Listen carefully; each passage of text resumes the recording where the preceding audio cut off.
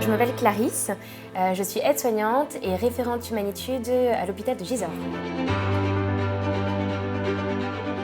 Je fais partie donc d'une philosophie de soins qui s'appelle l'humanitude. On met vraiment le patient au centre du soin, c'est vraiment notre objectif premier. La philosophie de soins humanitude qui a été créée donc par Yves Gineste et Rosette Marescotti. Et donc en fait elle est basée sur des piliers qui sont le regard, la parole, le toucher et la verticalité. Et en fait grâce à Leader, on a pu mettre donc ce projet innovant en mettant en place par exemple des voiturettes électriques pour accompagner les enfants au bloc opératoire, ce qui donne moins de stress donc au niveau des enfants mais aussi au niveau des parents. On a également des casques à réalité virtuelle qui nous accompagnent maintenant dans certains services comme les urgences, le bloc opératoire. On en a dans des services de rééducation, tout ça pour diminuer le stress, l'anxiété, pour passer le temps aussi. Une joie qu'on a également, c'est d'avoir maintenant du matériel spécifique pour les personnes en fin de vie. Donc c'est ce qu'on appelle le kit canoë, créé et conçu par l'humanitude en tant que telle et qui nous permet en fait d'accompagner les personnes qui sont en fin de vie de façon détendue, correcte, en réduisant la douleur même. Et puis on a également une salle zen et qui permet aussi des temps d'échange, des temps de parole, de pouvoir avoir des shampoings. Donc on a une socio-esthéticienne et qui vient donc pour faire des manucures, qui vient pour faire tout un tas de toucher massages. On a eu une dame il n'y a pas longtemps qui est venue dans cette salle et qui nous a dit c'est chouette parce qu'en fait j'ai l'impression de ne plus être à l'hôpital. Le projet Humanizen est un projet qui permet de réduire la consommation de médicaments dentalgiques puisque lorsqu'on fait des soins complexes, donc des soins qui sont vraiment douloureux par exemple, c'est d'utiliser le casque à réalité virtuelle. Et en fait, le fait que le patient soit axé sur autre chose, en fait, il en oublie la douleur, il en oublie ce qui se passe et le soin est nettement mieux. Là, récemment, ils ont utilisé par exemple le casque à réalité virtuelle donc, aux urgences pour recoudre en fait des enfants qui ont été mordus donc, par des chiens. On l'a utilisé en maternité avec une dame en fait qui partait donc, pour avoir une césarienne en urgence et qui était extrêmement angoissée. Et ça a eu un effet hyper bénéfique pour elle. Et elle a pu vivre cet instant un peu délicat d'une façon totalement détendue, donc c'est chouette. À travers ces casques, donc, on peut voir 3 programmes.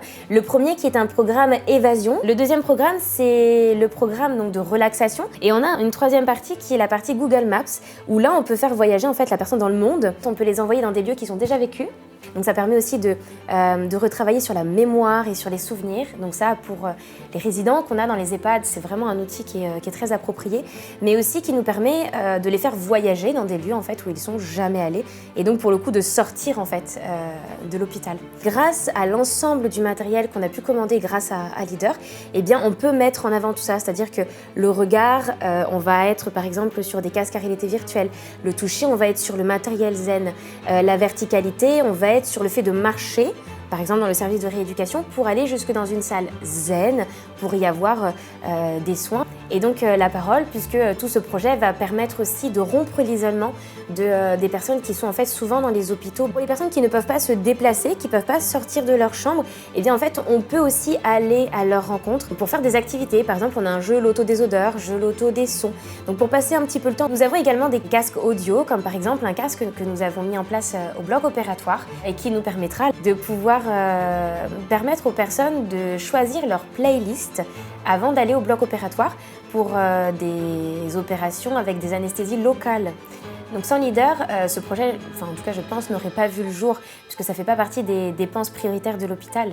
Ça apporte une certaine qualité de vie au travail. Ça nous a fédérés, ça rend notre hôpital plus attractif puisque en fait maintenant nous avons des personnes qui viennent se faire hospitaliser chez nous parce qu'ils savent qu'on a des casques à réalité virtuelle. Nous avons l'immense joie de faire partie des premiers hôpitaux et pas EHPAD, pour lequel l'humanitude est vraiment en action.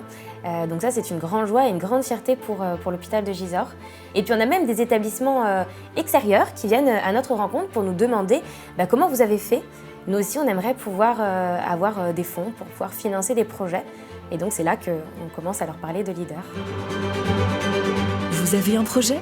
N'hésitez pas à contacter l'équipe du GAL qui se fera un plaisir de vous accompagner.